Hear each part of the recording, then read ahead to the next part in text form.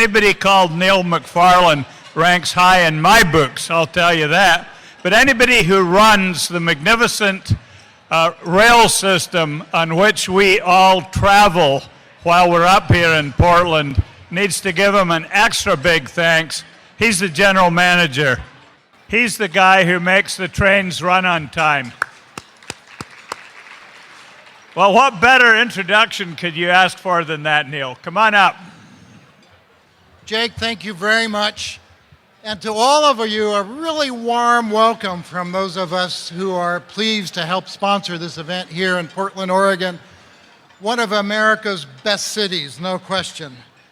We're really pleased that you're here. We're really pleased that we can show off our city and our regions. And again, use those transit passes to get out and see this great region and all the things around it. We are really very proud here in this region that literally for decades now we have been able to put land use and transportation together in policy and in practice. And we do that through a number of principles that sound like common sense, but are sometimes a little hard to get to. That's collaboration, that's partnerships, leveraging dollars, improving and innovative, strong community collaboration and engagement, and delivering projects that are built by our community and improve the mobility and accessibility of everybody in our community, particularly those most dependent on transit. We know in our region that everybody benefits from smart investments in land use and transportation, and our most recently completed project, I think, illustrates that in spades. That's our Orange Line, Orange Max Line, light rail line to Milwaukee and Clackamas County. It illustrates that, and perhaps you see it best if you take a ride across the Tillicum Crossing, Bridge of the People, our newest addition to the bridge repertoire here in Portland, Oregon. It carries MAX light rail trains, streetcars, buses, bikes, and pedestrians, but no cars. That's a combination that might not come off everybody's wish list in every community around here. But when you go to that location and go across the bridge, you see the wisdom of that investment, where we're building a new high-density urban community centered on the Oregon Health and Sciences University with lots of diverse housing choices, all on a brownfield, all built at a new plane above environmentally protected cap for contaminants.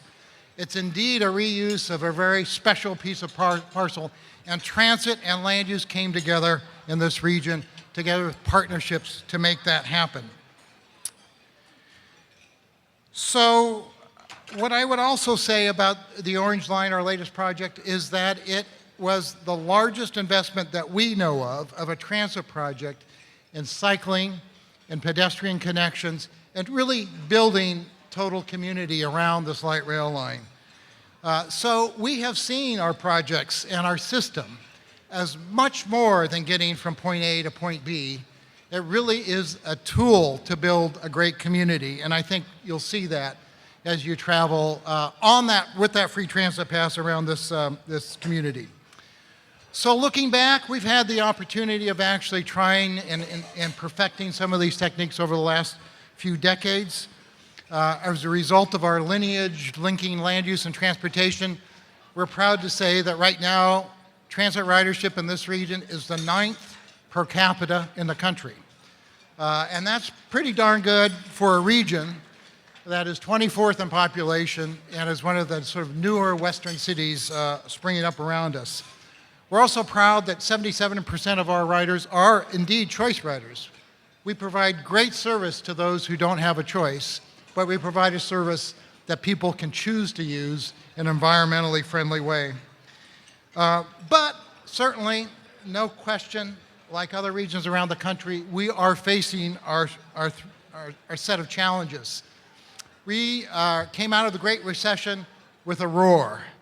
I'm told that last month, the region recorded 36,000 new jobs in the Portland metropolitan area. That's an enviable statistic. But with it comes some huge, huge challenges. We're on track right now to see home values increase at the #1 rate of the 20 major cities that the Case-Shiller Index tracks, at 11% annually. And we're seeing even greater increases in average rents. So we have a lot of work to do. We need to bring those tools of collaboration and partnership and leverage to work on another whole set of problems for us. And we're looking forward to the wisdom of the conference attendees and presentations to actually learn what we can do to continue the enviable livability and environmental quality that we are building in this region. I would also know if you'd like to see a little bit about the collaborative approach we're undertaking here. There is a breakout session that follows this directly, which talks about our approach to investment areas and how we're beginning to look at corridors in a new way that not just provides mobility and great land use, but also maintains the populations that have lived in that corridor historically. So with that, again, let me urge you to get out, see this region, use the transit passes we provided. You'll have a great conference, and I have the opportunity to kick off one of the particularly important panels discussing resilient recovery and sustainable redevelopment. This is close to my heart because I think a resilient city and region needs a resilient transit system, and that's one of the things we're working on here at TriMet. We all know that it takes continued investment to make communities more sustainable and resilient. The federal government has and will continue to play a pivotal role in supporting that effort, including thinking about new ways to support communities. So our panelists include, and I'd like to ask them as I introduce their names to come up and join us here and to take this podium in the order I call. First of all, Maddie Stanislaus. Maddie is an assistant administrator for the EPA's Office of Land and Emergency Management. He was nominated for that position by President Obama. And in his role, Maddie leads EPA's programs that revitalize communities through the cleanup and redevelopment of contaminated sites under Superfund, Brownfields, and Resource Conservation and Recovery Act programs. Maddie, welcome.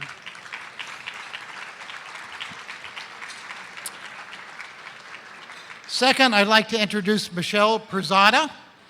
Michelle is a Deputy Regional Administrator for EPA Region 10, which includes overseeing environmental work in Washington, Oregon, Idaho, Alaska, and 271 tribal governments. Michelle, welcome.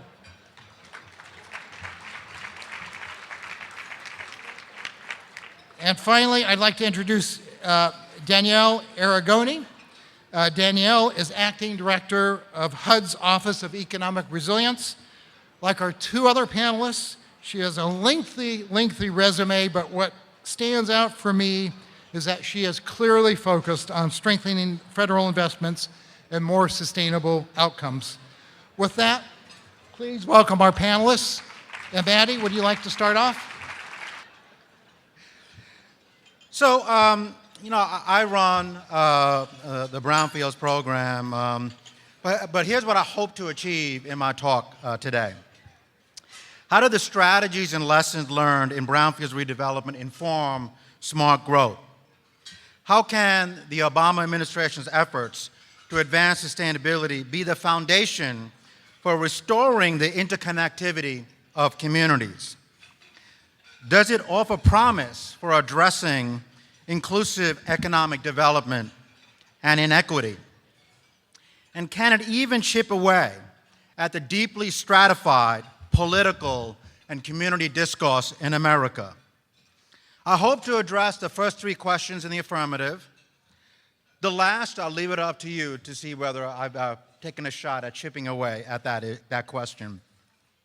As many of you know, brownfield sites are clustered in your communities.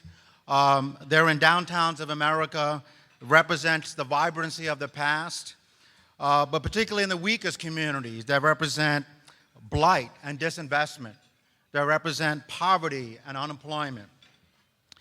Done well, these also represent assets for transformation. These sites were selected because of their infrastructure, their proximity to populations, proximity to transportation.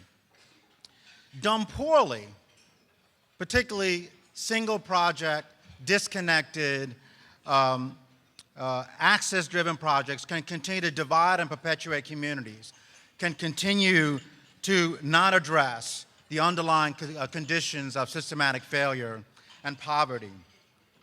Now, many of the problems we face today, like suburban sprawl, infrastructure inefficiencies, central city abandonment leading to brownfields, was fueled by siloed federal funding.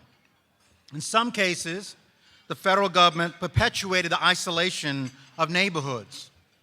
In some cases, based on race and class, channeled capital investment away from distressed areas, small businesses, and people that needed and facilitated development approaches that excluded stakeholders with most to gain or lose. Historically, federal programs operating with essentially no coordination subsidized industrial and commercial economic development and housing construction away from urban and rural centers.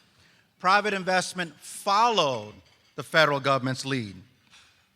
Few federal programs historically focused on the asset of population centers and the need to rehabilitate and restore these communities. Most emphasized and funded new development in previously undeveloped areas. This resulted in the stratification of population, again based on race and class, rural versus urban divisions, suburban versus urban divisions. Politics, gerrymandered districts followed this stratification. In many ways, essentially the federal government fueled the systematic failure of disconnecting of America's communities. Today, the community needs that you are discussing cannot be addressed by federal government continuing the status quo. It needs to address these social and economic problems not in silos. It needs to include governments that reflect local needs and are led by a local vision based on a participatory, inclusive process, and government funding that supports community revitalization in a comprehensive way. The Brownfields area-wide program was really designed to, in part, address these systematic failures. It was really designed initially in my work in New York State, where the poorest communities in New York City, working with the Rust Belt cities of Buffalo and Rochester, were both experiencing the same thing. They were experiencing alleged market-based financing, choosing somewhere else to go, fueling government infrastructure resources elsewhere, and limited market-driven uses resulting in displacement and the fracturing of communities. Area-wide planning program is premised on a couple of wide areas suffering from multiple vacant and underutilized properties, with its associated dilapidated infrastructure, blight, poverty, disproportionate health conditions, and crime requires a holistic look. Redevelopment that is based on a vision for the community and by the community requires their participation and them actually driving the table. The idea of economic development that addresses poverty and jobs for residents must be considered up front, not in a trickle-down way on a broader plan that communities did not have a role in. The area-wide planning program provides resources for local communities to conduct inclusive planning, but going beyond that, how do you really make those plans real? It requires and enables the conduct of market studies that enables the implementation of a community vision, and infrastructure studies to implement that vision. It is premised on residents and local organizations driving the planning and redevelopment process in partnership with local government and local business interests, and recognize that land use decisions should be a community-driven process. The Brownfield area-wide planning process is designed to promote a more holistic planning approach rather than a property-by-property approach. An area-wide planning approach enables local leaders to conduct a community-wide, systematic approach to identify uses and improvements in the area to foster the right kind of public-private redevelopment efforts, attracting implementation capital from a range of sources to implement that local vision. This inclusive, local-driven planning process advances health and equity by fostering plans of livable communities. Grantees engage their communities and conduct brownfields planning activities that consider brownfield site reuses in conjunction with community assets such as housing and the need for affordable and mixed income housing, recreational open space, employment and education, job training so the residents who fought for their communities participate in the recovery and the jobs created by that redevelopment as opposed to being displaced out of the communities that they fought long and hard for. Social services, transportation. And in particular communities, I really want to ask you to take a look at this. The particular problems of fence-line communities who are living in the toughest conditions in America, who've been planned out of being healthy. And how does both smart growth objectives and planning objectives consider them? Consider the need for relocation strategies. Consider the needs that these particular communities are the most acutely impacted, but not really part of the core strategies that we need to be talking about. You know, plans developed in this comprehensive and inclusive way can, again, lead to the public-private investment that we're talking about, can lead to the kind of revenue increases that we're talking about. But more importantly, it restores and reconnects the vibrancy and the interconnected of communities. And my hope is really kind of begins the kind of inclusive conversation to not only for redevelopment, but to address some of the other kind of fractured conversations that have been going on throughout this country. But all the best planning in the world is meaningless if it sits on a dusty table somewhere. So the critical aspect that we've been pushing in the administration is how do we make sure that infrastructure funding follows local communities and follows local planning. So this idea of preference and priority, that communities that plan, that conduct inclusive planning, what some people used to call a good democracy, should have the advantage of infrastructure funding. So this idea of preference and priority, we've been beginning to build into our program. So we have worked with HUD and DOT so that, one, we consider, even on our individual grants, what's the impact of brownfields funding on housing needs and transportation needs and other kinds of infrastructure needs. Now, we've been really successful recently in a number of communities that have recognized, for example, DOT has recognized 2 communities in the area-wide planning for significant HUD investment. In the Investing in Manufacturing Community Partnership, which is the administration's efforts to spur redevelopment, we've worked with DOE, SBA, and USDA to look at this idea of preference and priority, to really give communities the necessary advantages of doing the hard work on the ground every day. So we begin to show and demonstrate some, I would say, sprouts of success. But let me close with, we are not going to reverse and implement the visions and discussions that you have if we continue to have siloed investment.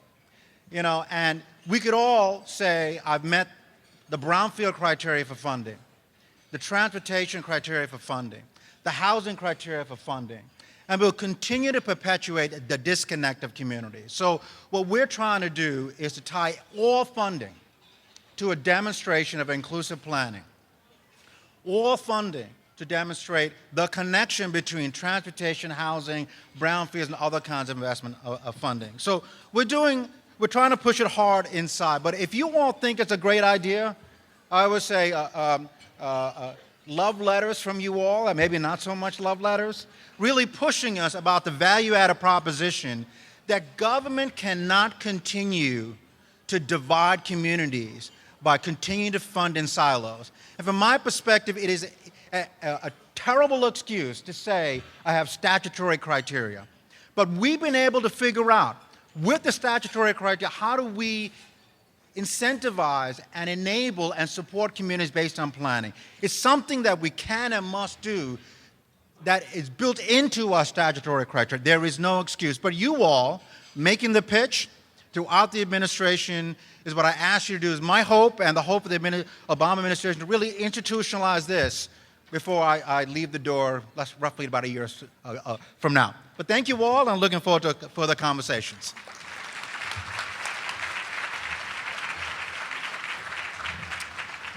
Maddie, thank you very much, and obviously we wish you the very best for those initiatives you outlined. It's my honor now to reintroduce Michelle Prezada.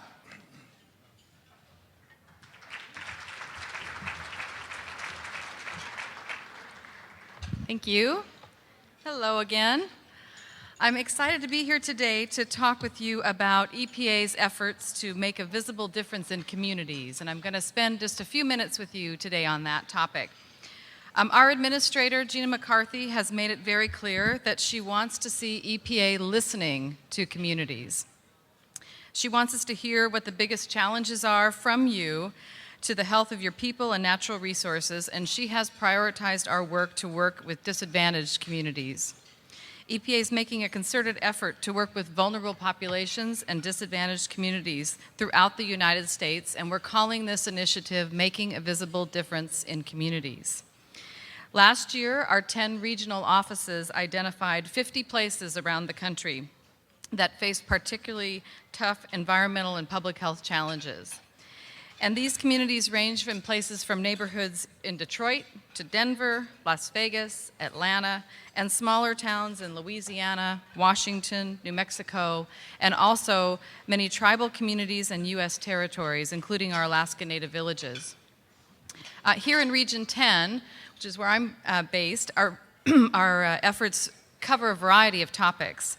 I'll just share with you, we're working with 3 Alaska Native villages to address current and future climate impacts on their communities. In Washington, we're working with tribes across the state to reduce childhood asthma and improve residential indoor air quality. In Bremerton, Washington, we're helping to address vacant properties in the downtown core, create jobs, and ensure economic development that's environmentally sustainable. In Nampa, Idaho, we're supporting the city's outreach program to reduce stormwater pollution with the goal of improving water quality for the entire community. And finally, right here in Portland, our team is providing support for equitable development, urban waters, air quality improvements, and brownfields cleanup and revitalization. The issues vary widely, as you might expect, and some communities are facing high rates of asthma while others are trying to clean up their long-standing brownfield sites. Many communities are trying to figure out how to deal with the impacts of climate change, and we're working with communities that are trying to engage industry to reduce pollution. And in many of these 50 communities, we're working on a variety of issues all at once. Last year, as part of this initiative, EPA provided $90 million to these communities through our grant programs and state revolving funds. And we also directed an additional $4 million to help these places improve their environments and public health. These additional funds were important for providing technical assistance and outreach to complement the grant programs. And we've worked hard to find out from the local communities what their challenges are, what their priorities are, and to work to address those through technical assistance, training, and in some cases even purchasing equipment to empower local communities to track and monitor the quality of their air, water, and land. Our staff sat down with community members, elected officials, and other stakeholders to find out what gaps EPA might fill. And we look for ways across our programs, across the agency to help. We've also been building on the Partnership for Sustainable Communities that Maddie mentioned and that Ron Sims spoke of this morning between HUD, EPA, and DOT, and also have expanded that through partnerships with USDA and FEMA to look at how we can collaborate across the federal government. In these 50 communities, we're actively leveraging those existing relationships and starting new partnerships to try to bring all the resources to the table. And although we're focusing on these 50 for the next 2 years, or another year to go, there are thousands of communities that we're working with nationwide. And we plan to take lessons learned from this effort to help the entire agency to work better across our communities. The important thing about this is that this Making a Visible Difference initiative is focused on our work that the communities identify, what you tell us your priorities are. And so we're excited about this. We hope to hear more both at this conference and as we work with you in your locations. And I want to acknowledge that we have a number of our staff from across the country who are working on this initiative on behalf of the agency and on behalf of you and your communities, not just those 50, as I said, but many more. And so I encourage you to connect with them, and I see several of them in the room, so I'm going to just ask them to just stand up where they are and wave their hand. And if you can catch up with one of them and hear more about this than I have time to describe today, they're all very excited and committed, again, to listening to your needs and moving forward across our agency. Thank you very much.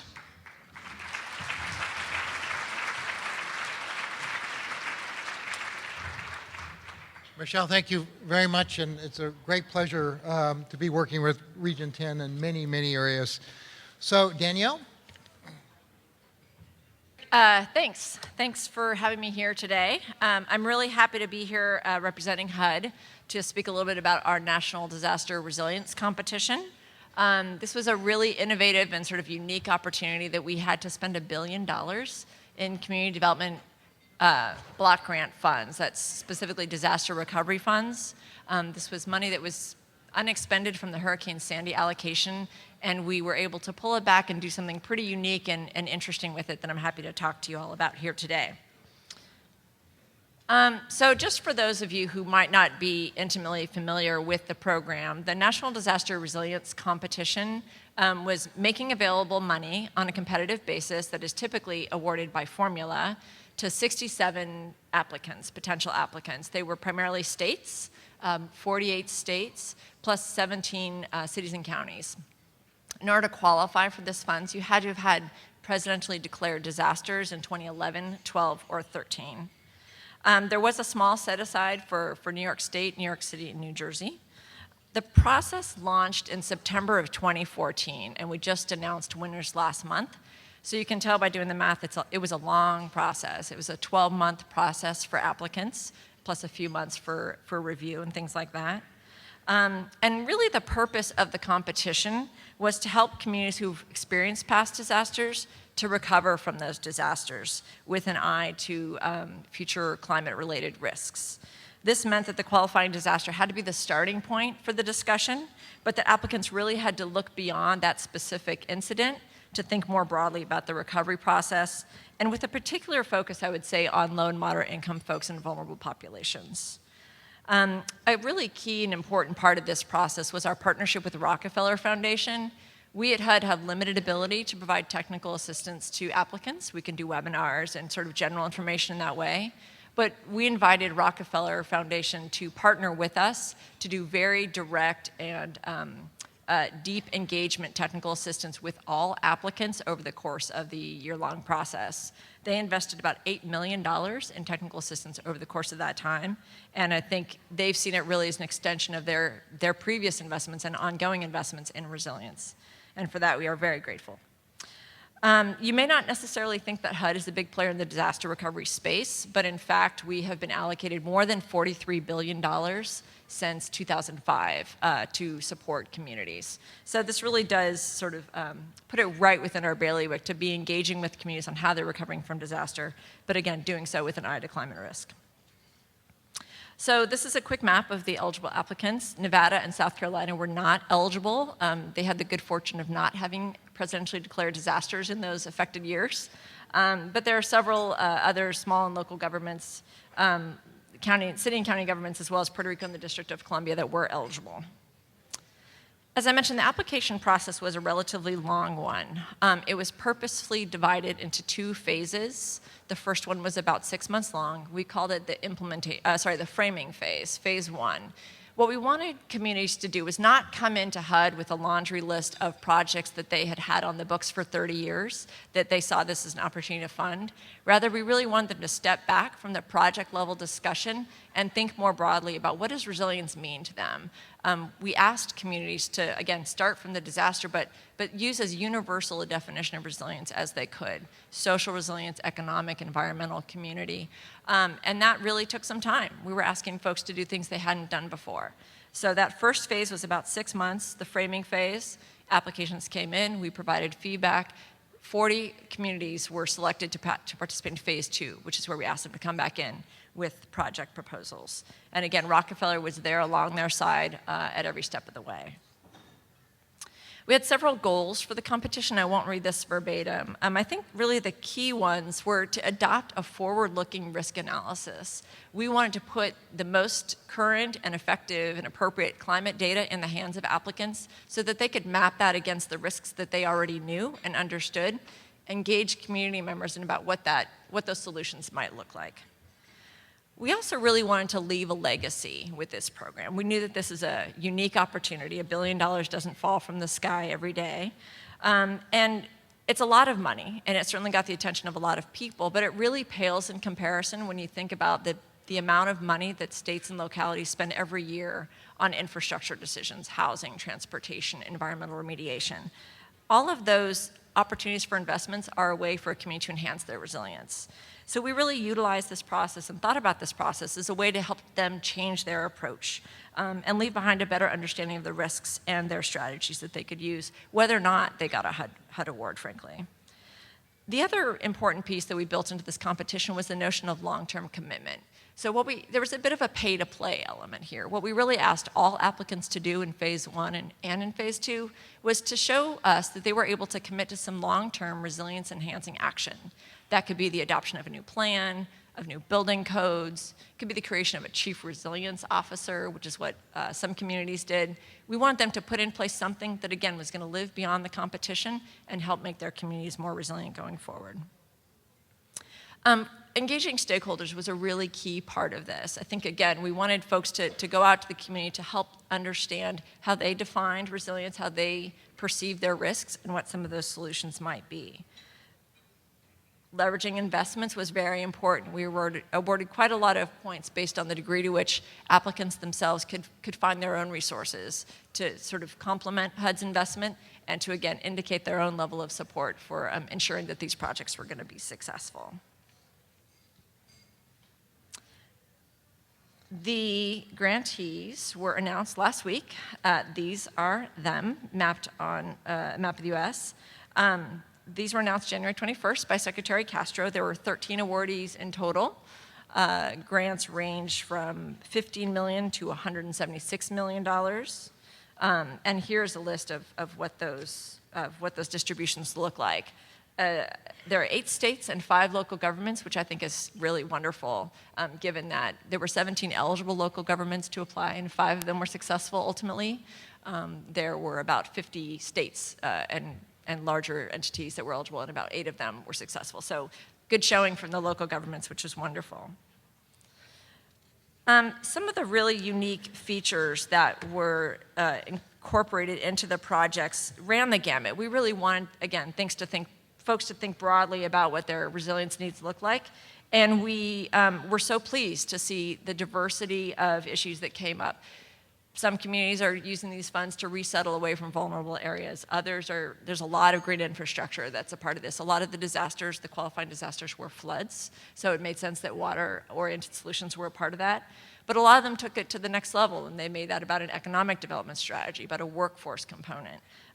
They weaved in interesting approaches to creating alternative sources of energy, using this as a chance to increase the energy efficiency of homes, particularly for low-income folks. So again, we saw a lot of integration and complementarity of these issues that was very happy. We were very happy to see that. And I think it's really the model of things going forward. I want to tell you quickly, I can't talk about all 13, but I want to talk about 5 very briefly, just to give you a flavor of what folks are doing. So the state of California was awarded $70 million to respond to their 2013 rim wildfires. They're going to be developing a new facility to convert forest biomass into energy, which will not only help reduce future wildfire risk, but also the erosion that often follows. They're also going to be constructing new resilience centers that will educate the public and serve as crisis centers in the case of the next disaster. In New Orleans, they are receiving $141 million. And they're going to be focusing their efforts on the Gentilly neighborhood, which sits below sea level, and to date has unsuccessfully fought to fend off water. Now, through this approach, they're going to be embracing water with a series of blue and green infrastructure approaches, including canals and water-absorbing parks. They will also provide funds for low-income households to flood-proof their homes. And the hope of New Orleans is really that this serves as a model not only for other neighborhoods in New Orleans, but communities beyond. A separate but complementary award is being made to the state of Louisiana for $92 million. They will be using these funds to resolve a really pressing environmental justice challenge that exists, in which an Indian tribe residing on the Ile de Jean Charles, which has experienced a 98% land loss since the 1950s, will be relocated in a sustainable and culturally appropriate manner. One article that I read noted that this is the first official set of climate refugees in the US. But of course, the reality is that there are many, many more communities that are equally vulnerable. In addition to the resettlement effort, Louisiana is setting up a statewide funding structure that will provide gap financing to resilient infrastructure, housing, and economic development projects statewide. A couple more. New York City is doubling down on the approach that they piloted through the Rebuild by Design process, which I hope you all are familiar with, and upon which this competition is based. They're going to be building a second phase of their dry line, which is previously known as the Big U. That's going to forge a barrier against storm surge around the perimeter of the city, while also creating parkland, trails, and amenities. This phase in particular will protect public housing units that are vulnerable to rising waters in major storm events. And lest you all think that only the winners are big cities or folks who are really at the forefront of resilience and disaster recovery work, Shelby County, Tennessee was also one of our award winners. And they'll be receiving $60 million to implement and expand upon its earlier Sustainable Communities grant that Deputy Secretary Sims helped to lead during his tenure at HUD. And they've extended that to make that a Greenprint for Resilience plan. This award is going to help the county construct a series of green infrastructure projects while expanding a network of trails and recreational areas. It will also repurpose vacant lots for flood protection and local food production throughout the Memphis area. So in the spirit of this session, where we're talking about how feds are innovating and what we've learned from these differing approaches to working to support communities, I wanted to touch on 5 lessons that we've learned. First, set your priorities early. We know that we wanted to achieve innovation with this process, but it's not enough to just say we want you to be innovative. We really had to define that and figure out what those priorities look like. We sent out very clear signals that we valued public engagement, extensive and often, regional work at the regional level, and consideration of issues from a regional scale, the achievement of multiple benefits. We wanted significant leverage, as I've mentioned. And we wanted an alignment of plans. We wanted to see how transportation plans were lining up with comprehensive plans, were lining up with hazard mitigation plans. All of that should be reflected and built upon in the resilience approach that we evaluated. We also had the goal of changing the ways that communities use their everyday money. This was sort of an expectation that we had, and I think we are on track to see that happen in a lot of communities. Secondly, set up a big tent and invite lots of others in, particularly other feds. Again, building on the success of the HUD-DOT-EPA Partnership for Sustainable Communities, the work of the Sandy Task Force, the State, Local, Tribal Leaders Task Force on Climate Preparedness and Resilience, and other interagency approaches, we knew that we had to have a range of federal voices and opinions and skill sets at the table to do what needed to be done. From beginning to end, we had more than 25 federal agencies involved in the process, from everything from the development of the Notice of Funding Availability to participation in some of the Rockefeller-funded resilience academies that took place to evaluation of the actual proposals. And I would say that that last component was particularly important. As HUD, we recognized that our expertise was limited when it came to things like wildfire protection or green infrastructure. So having those other feds at the table to really help us figure out what those sort of lightning bolt ideas were that came through, what were game changers, that proved to be invaluable. We ended up increasing the number of non-HUD feds in the review process from 2 to 3 per panel in phase 2. Ultimately, 17 agencies were involved in the review process.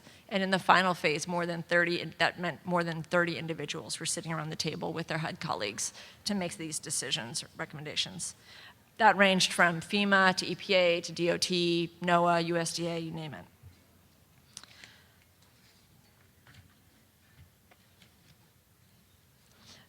Engaging a diverse set of feds also really created the sort of buy-in that we wanted to see happen. And that's already starting to pay dividends too. The Corporation for National and Community Service, which runs the Resilience Corps competition, had been involved in the competition throughout the process. They've committed already to $4 million over the next 3 years to provide Resilience Corps volunteers in all of the non-winning application communities. So again, getting that kind of early buy-in from a range of agencies sets up a really robust network of folks who can help, not just those who are successful, but those who are unsuccessful. Third, reach out to philanthropy to do things that feds can't do. Again, I can't say enough good things about Rockefeller Foundation and the work that they did. They implemented 8 resilience academies across the country over the course of a year. We recognized the value that they showed in Rebuild by Design. We went a step further with this competition. And really, I think that it was not only an opportunity for Rockefeller to sort of extend their brand, if you will, and extend their expertise around resilience, but it was a great return on investment for them. They were excited to be engaged in a substantive way and saw that their $8 million investment was going to influence $1 billion in federal funds. And they've been very pleased with that. Fourth, keep the bar high and celebrate greatness. As I've mentioned, we asked a lot of applicants. This was a hard thing to do. We asked them to do things that they hadn't done before. We asked them to make it through these very small administrative hoops because of the nature of the appropriating language, but then think really broadly about issues in integrated ways and with data that they'd never really looked at before. We asked them to work across departments, just as we seek to model ourselves, and to engage new partners. We asked them to solidify a long-term commitment, often in the face of political uncertainty. We asked them to do benefit cost analyses on things that included, on factors that include the resilience value of a project. These are things that are not typically done by state and local governments, but with some help from friends, they were able to pull it off. And I think as a result, we got some really creative and interesting projects, and ones that we'll be excited to support and share with you all over the years to come. And then finally, plan for the fact. I started to write plan for the possibility that demand will outpace resources, but really plan for the fact that demand will outpace resources. We got $7 billion in project proposals for $1 billion in funds. And that was just from the 40 applications that were invited to phase 2. It would have been a much larger number if you include the whole universe of folks. So really, understanding that there's more need out there than we have available is again critical it goes back to that building the large tent, inviting lots of folks along the way, so you have a lot of people invested in the success. I would say the one thing that's been, I think, hard for us to accept or maybe deal with is the immense need that we do see, and the fact that we had to leave some really compelling and critical cases unfunded. There are very meritorious projects out there, but we just weren't able to do everything. I do want to acknowledge that of all the projects that we did fund, no one applicant got everything they asked for. But what we did try to do is at least fund whole projects so that each applicant would be more successful to make sure that those got to a final place.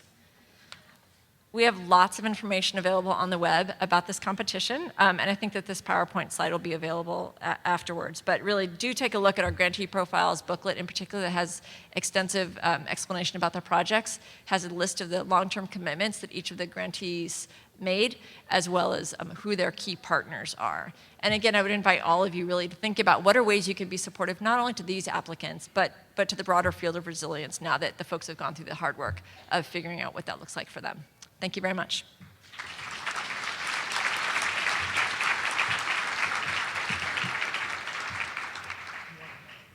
So thank you, panelists, for some great presentations. You have to thank them yourselves for the great presentation and the fact that they kept the conference on schedule.